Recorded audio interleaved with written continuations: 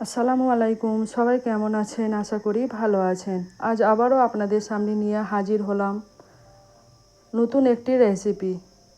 তো আজকের রেসিপিটা হচ্ছে ঝিঙে আলু পোস্ত। ভিডিওটা স্কিপ না করে আপনারা সম্পূর্ণ দেখতে থাকুন, আশা করি ভালো লাগবে। তো এখানে আমি ঝিঙে, আলু, পেঁয়াজ সমস্ত কিছুকে কেটে ধুয়ে একেবারে রেডি করে নিয়েছি। আর পোস্তটাকেও কিন্তু বেটে নিয়েছি সেই সাথে সাথে। তো যা প্রচণ্ড গরম পড়েছে, এই গরমে আমাদের শরীরকে সুস্থ রাখতে ঝিঙে পোস্তর রেসিপি কিন্তু অত্যন্ত গুরুত্বপূর্ণ। তো সর্বপ্রথমে দেখুন, আমি গ্যাস ওভেনের মধ্যে কড়াই বসিয়ে কড়াইটাকে খুব ভালো মতো গরম করে নিয়ে এর মধ্যে পরিমাণ মতো তেল দিয়ে দিলাম। আর ওই তেলের মধ্যেই দিয়ে দিলাম কুচানো পেঁয়াজ ও দুটো কাঁচা লঙ্কা। তারপরে একটু নাড়াচাড়া করে নিয়ে এর মধ্যে আমি দিয়ে দেব কেটে ধুয়ে রাখা ঝিঙেটা। তবে এই ঝিঙে পোস্তর রেসিপির মধ্যে কিন্তু ঝিঙের পরিমাণটা একটু বেশি হলে খুব ভালো হয়। এবং তারপরে দিয়ে দিলাম কেটে রাখা আলুটা। তারপরে সমস্ত কিছুকে একটু নাড়াচাড়া করে নিচ্ছি খুন্তি দিয়ে। তারপরে এর মধ্যে একে একে সমস্ত কিছু মশলা কিন্তু দিয়ে দেব। সর্বপ্রথমে দিলাম নুন।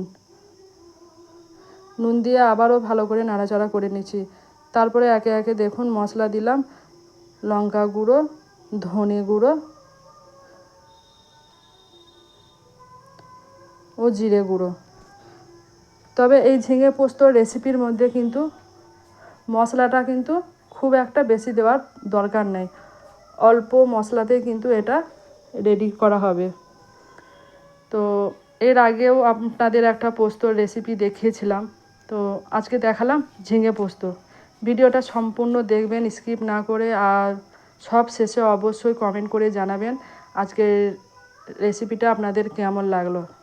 ভিডিওটা ভালো লাগলে অবশ্যই লাইক, কমেন্ট, শেয়ার এবং নতুন হয়ে থাকলে চ্যানেলটাকে সাবস্ক্রাইব করে পাশে থাকবেন। তো এর মধ্যে দেখুন আমি অল্প পরিমাণ পানি দিয়ে এটাকে ঢেকে দিয়েছিলাম কিছুক্ষণের জন্য সেদ্ধ হওয়ার জন্য। তবে এই ঝিঙে পোস্তর মধ্যে কিন্তু খুব একটা বেশি পানির প্রয়োজন হয় না, এমনিতেই ঝিঙে থেকে কিন্তু অনেকটাই পানি বেরোয়।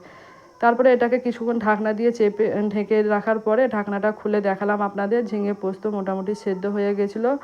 আর তারপরে আমি এর মধ্যে দিয়ে দিয়েছিলাম বেটে রাখা পোস্তটা। আর তার সাথে দিলাম হালকা একটু পানি। তারপরে ঝিঙে, আলু ও পোস্ত সমস্ত কিছুকে বেশ ভালো করে খুন্তির সাহায্যে নাড়াচাড়া করে নিয়ে এটাকে খুব ভালো মতো জাল দিয়ে ফুটিয়ে নিয়েছিলাম। তো ভিডিওটা আজকের মতো এখানেই শেষ। ভালো থাকবেন। আল্লাহ হাফেজ।